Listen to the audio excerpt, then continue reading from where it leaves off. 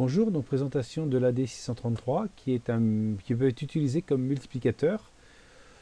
Donc là on va injecter un signal sinusoïdal sur X1, X2 à la masse, un autre signal sinusoïdal sur Y1, Y2 à la masse, et on est alimenté en plus 15, moins 15.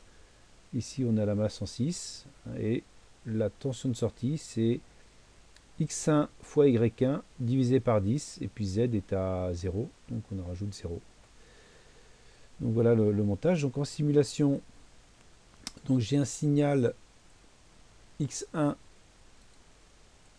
qui vaut 10 Hz, amplitude 5 volts, un signal en Y1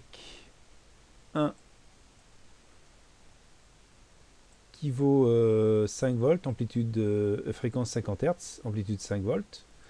Donc si on fait donc le premier signal ici en X1, donc 5 volts sur une fréquence de 10 Hz, donc 5 volts sur une fréquence de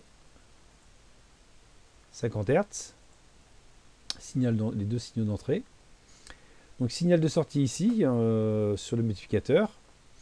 Donc là, si on fait une analyse de Fourier du signal, donc on voit déjà que la tension de sortie ne déplace pas les 2 volts 5.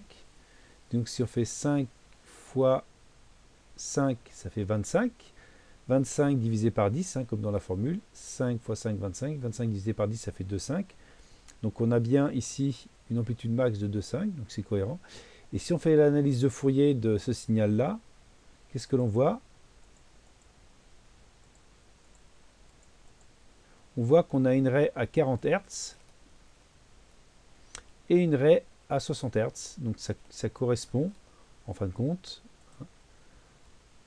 à l'analyse quand on multiplie un sinus fois un sinus. On a un cos, donc A moins B, et un cos A plus B. Donc 50 Hz moins 10, ça fait bien 40 Hz, et 50 Hz plus 10, ça fait bien 60 Hz.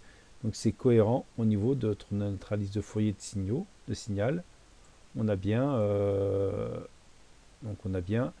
une raie à 40, 50 moins 10 Hz, 40 Hz, et 50 plus 10 Hz, 60 Hz.